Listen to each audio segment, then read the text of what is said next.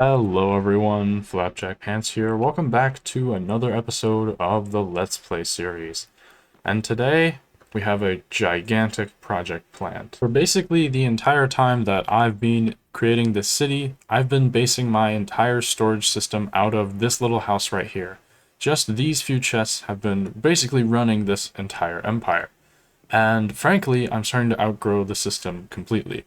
If we just look in most of these chests, you know, they're either completely full or spilling into another chest, or just completely disorganized. Like there's a dirt chest, and then there's a dirt chest, and then these two are completely different. So things are really starting to fall apart at the seams here. The project that we're going to start today is going to change that forever. I'm going to build the largest main storage system ever built in this world. And today, I want to work mainly on the exterior of that project. I want to build a gigantic castle over the entire main storage. But obviously that's going to require a lot of deep slate, but right now I have almost none left.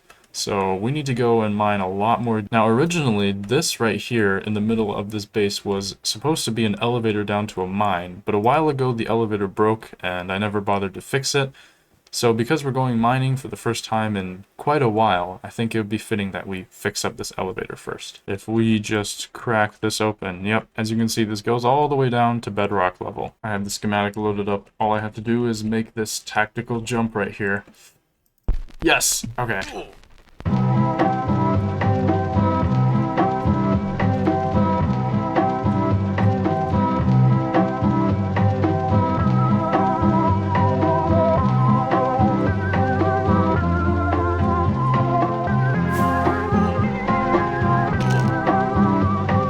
So, if my calculations are correct here, if I just put all this back together, this should be a fully working elevator now.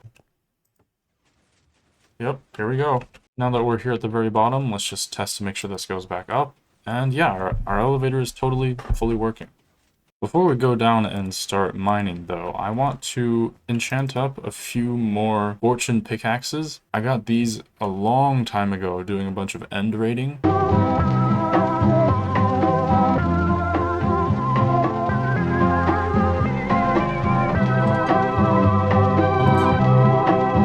Alright, let's get down there and tear up some deep slate. Welcome to the first ever time-lapse Q&A. What is your take on recent Minecraft updates in general? Have updates gone stale? First and foremost, as a builder, I think the updates since Caves and Cliffs have added an insane amount of color and variety to the game that was previously not possible. I think the staleness of the updates are massively over-exaggerated, especially when you compare to what we had in the past. For example, 1.2 added like 3 blocks, and this was when the game was at its all-time peak, by the way. At its core, Minecraft's community is really divided right now. It's between who I call the minimalists, those that want more fleshed out but fewer features, and the maximalists, the kids that want as much content as possible. There's no way to please the entire community when it's this divided, and thus the devs have no real choice but to occupy the weird in-between ground. I think what we'll see happen in the next few years is another 2016-esque quote-unquote death of the game, when the maximalists get bored and move on to whatever the new game is, and the community left can prosper. Too long didn't read Total New Gen Death. France or Britain? Britain every day of the week. Will you play Foxhole? It seems interesting, but I'm too much of an old head to try new games at this point. I like my Minecraft, and that's about it. Do you think the rifle is a viable option on the new Vardahus? Heck no. I don't think there's any place where the crazy reload time of the rifle, 14 seconds, is justified when you have the musket at 10 seconds that comes with a bayonet. How do you make content and not get burnt out? Making content is already kind of my escape from getting burnt out IRL. Also, kinda cheesy, but Minecraft is the game I love the most and I've been wanting to play for the majority of my life. Additionally, as you probably know, I'm not exactly releasing these videos at a breakneck pace. And honestly, I plan on slowing down even more in the future. I tried having an upload schedule of weekly uploads, but I found that stressful and limiting, so right now my current plan is just to keep making videos whenever I feel like it. A combination of all of those is keeping me from burning out. What are your channel demographics? What the hell? Oh my God. Do you like New Catalunya and its shift to lava research instead of agriculture? You guys used to do agriculture? Will you ever make build videos outside of your survival SMP? For example, build tutorials. I don't really have any plans right now, but the possibility is definitely open. I feel like if there's anywhere to start, Grian's old build school playlist is pretty dated at this point, and I think we could use some updates. We could call it Architecture Academy, something dumb like that. Harmonica cover of Moonlight Sonata, 3rd movement, please. Now the only thing a gambler needs is a suitcase and a trunk. Thoughts on the election? The only time he'll be satisfied is when he's on a drunk. Will you consider playing Simply Vanilla or other Anarchy multiplayer servers? No. Don't get me wrong, the idea of a server full of history and conflict and stuff is exciting. Even the idea of having a base that could get destroyed at any moment. But I don't think it's for me. I think I'd really struggle to keep the motivation to keep playing. I highly doubt I would ever get close to where I am now in single player. Thoughts on Nalude? Ian did nothing wrong. Timelapse Q&A.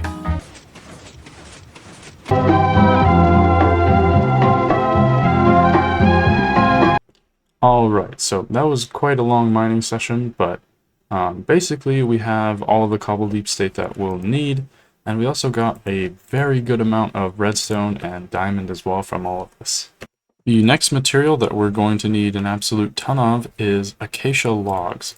Now, we built this tree farm 2 episodes ago, but unfortunately it does not work for acacia, so we're going to have to manually farm up a ton of this. I've set up this temporary little dispenser setup here just to help us bone meal trees.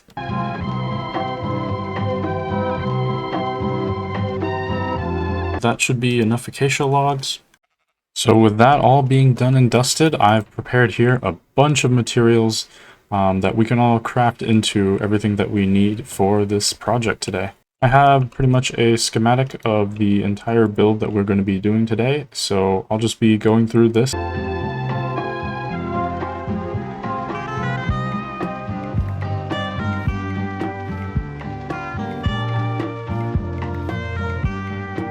We actually ran out of leaves for the hedges, so I'm going to quickly come over here to the forest and snatch up some leaves.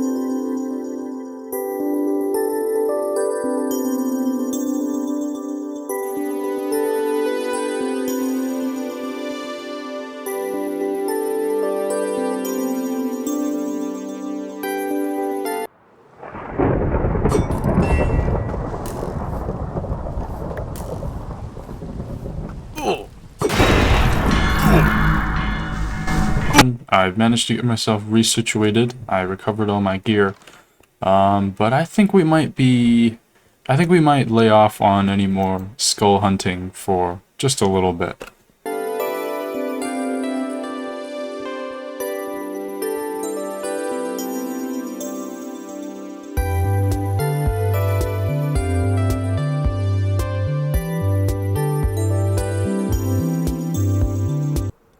Alright, so as you can see right here, we've finished the base of the castle. So really this is just kind of the same wall structure that is going around the entire city. You can see right here, these are basically the same. I did a little bit more texturing on the castle to make it seem like a little bit older, but other than that, you know, this is pretty basic. Right over here, there's going to be our main entrance here into the base itself. We're not going to work on the interior today, but basically this is where our main storage itself is actually going to go. We're basically going to have this T-shaped building come out right on top of this platform, and that's going to be kind of the main canvas for the castle. And then there's going to be a bunch of small buildings that are going to be jutting out of it. So I'll show you that in a second.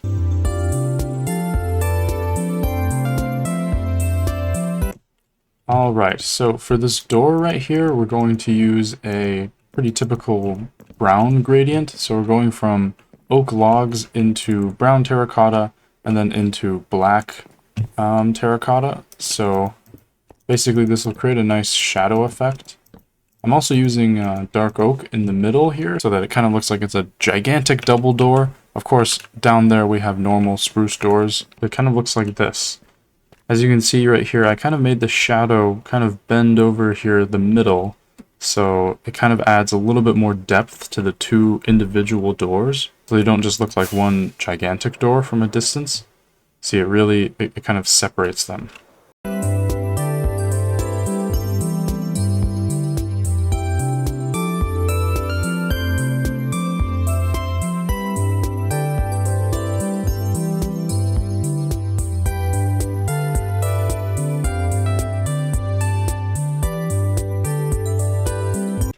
Alright, so as you can see right here, I've made a little bit more progress on our build, and I've been adding in these black windows here, and these are all going to be fake windows, as you know, classic on this channel. This right here is kind of an example of what I said before about those, like, smaller houses jutting out of the main structure, like the T-shaped castle structure.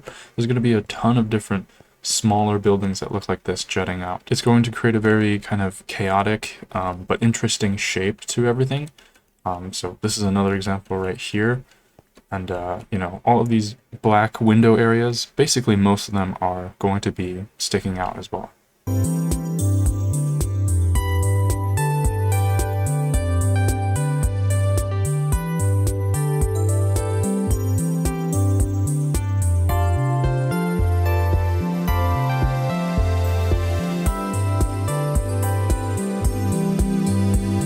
Quick pause here just to check on the copper that we put in this room of the tree farm right here. I actually wanted it to age until I think this second stage right here. I really like the color here, the subtle blue tints that I think really match with the warped vines themselves. So I'll be coming over here every once in a while to wax these up. Right, let's just quickly get some yellow dye so we can craft up a bunch of terracotta, which will cook up into glazed terracotta.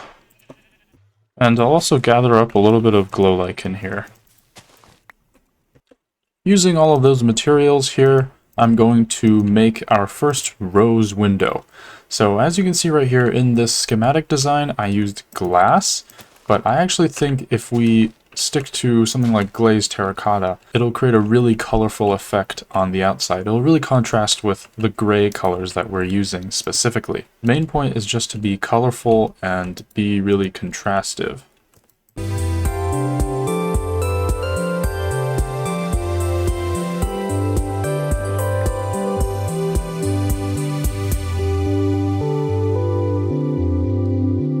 Using glow lichen here on the terracotta produces a really interesting stained glass effect. It really does look like stained glass.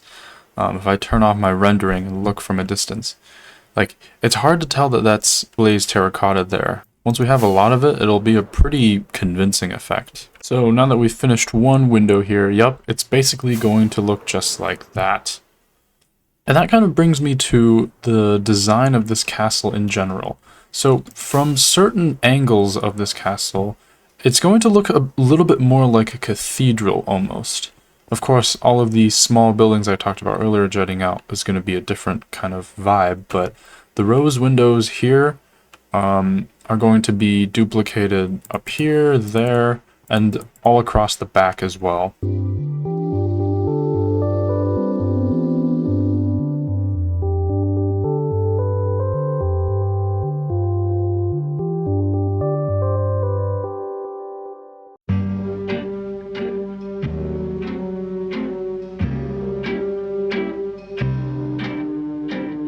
another major chunk here of our building, and I want to fly a little bit back to show you guys right here. You can really see how I've tried to kind of maximize the number of windows that are here. There's like at least 20 windows. Wherever you look at this when it's done, there's going to be at least 20 windows staring back at you. I think it's just right, the amount of detail versus not being just extremely over the top. When it's nighttime, kind of like it is now, you can see I tried my best to light up this building so that it wouldn't be too bright in some places that are off. Unfortunately, just because of how large it is, that's kind of not really possible, and like kind of these towers here are a lot brighter than the rest of the building, as you can see. But in other places like window sills, I typically try to use buttons, like right here, for example. Actually, there are no buttons here. But yeah, in other places, there's like lichen in the rose windows, and there's also slabs. So really, this place should be completely mob-proof. It kind of has to be, but I've tried to limit the amount of lighting stuff I have to do.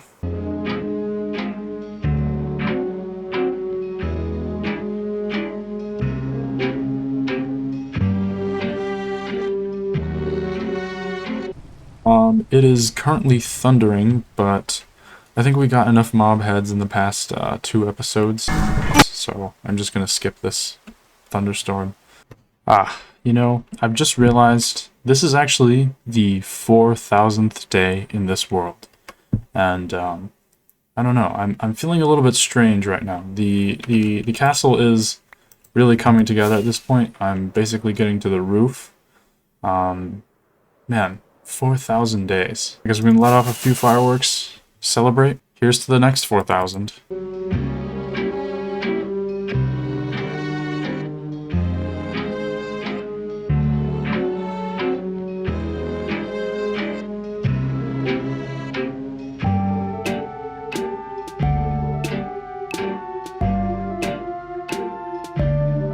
I have this time run out of moss, so I had run through about 2 entire shulker boxes of moss, so we'll probably need to make a separate farm for that at some point. But I'm pretty sure to get mossy cobblestone, or sorry, mossy stone bricks, I think you can use vines. Yes, you can, so I'm going to carry these on me instead.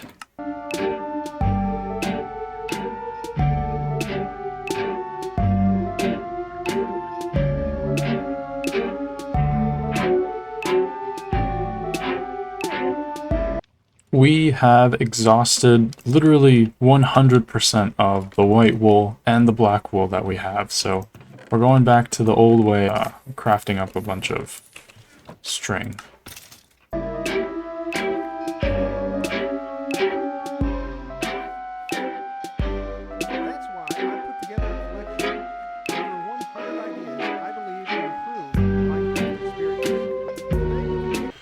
Alright, so at this point in this build, we're basically most of the way up. So I want to start talking about the roof structure here. So, we'll just land here. As you can see, there's kind of 3 towers here that I'm kind of preparing for almost. And then those towers are going to stretch up to around right here. And then in between 2 of them, there's going to be a small tower, which is just going to be purely cosmetic. Now that we've reached this part of the build, you can really see the shape that I was talking about created by all of these smaller buildings. I think it really adds a lot, especially if you're looking down from this street right here. Whoops. Yeah, especially if you're looking down from this street right here. It's almost like in Disneyland, where you see the castle through the middle of everything. It's really, once we're done with the 3 towers, it's going to be really quite a sight to see.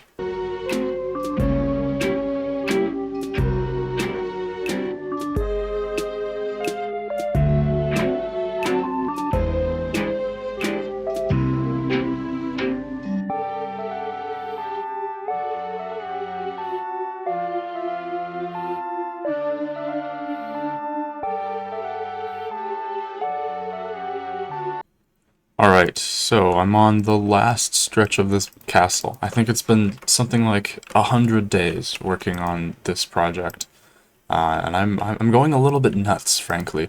But we're on the roofs of the 3 towers I was talking about earlier. It's like this. So the roofs are just gonna go basically straight up. They're gonna be like a classic, castle roof. But I want to talk also about the gradients that I've used in this entire project. It's not all just stone brick, if you have noticed. So it'll go from deep slate to acacia to tough, and then a mix of mossy and regular stone bricks. So, from up close, it looks decently clean still. But then from a distance, really the shadows really accentuate themselves on all of the buildings here. There's a pretty even distribution of all of that throughout the entire building. Though the gradient isn't overwhelming either. There's some builds out there that are like 100% gradiented, and they're a nightmare to build, and they are a little confusing to look at. But I think this is still pretty ordinary for the most part.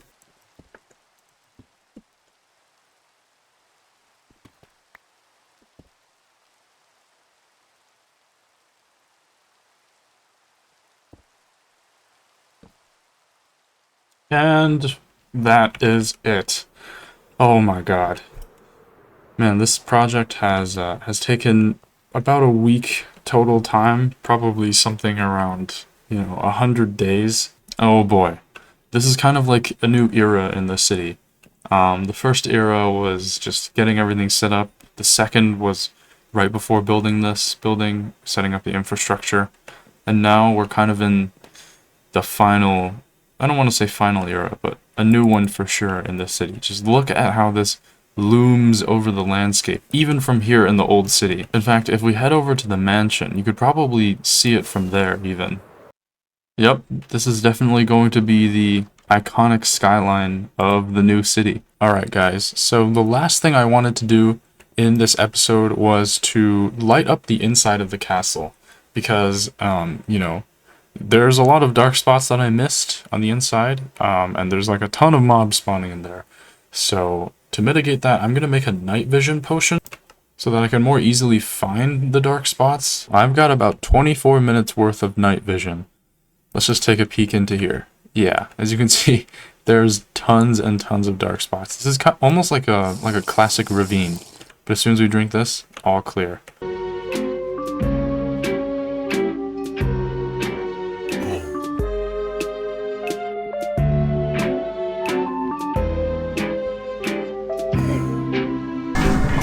We gotta have a chat with this guy. Goodbye.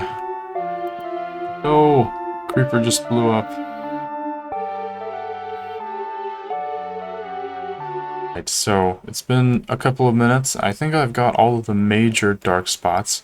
Probably didn't get everything, but probably most of the mob spawning should be done, so we're not gonna have to worry about creepers falling on our heads or whatever. So that's going to be about the end of today's episode. This has been a massive project. I never thought I'd build anything this big ever, but it's come to pass. So if you like this video, be sure to like and subscribe. I'll see you guys next time. Goodbye.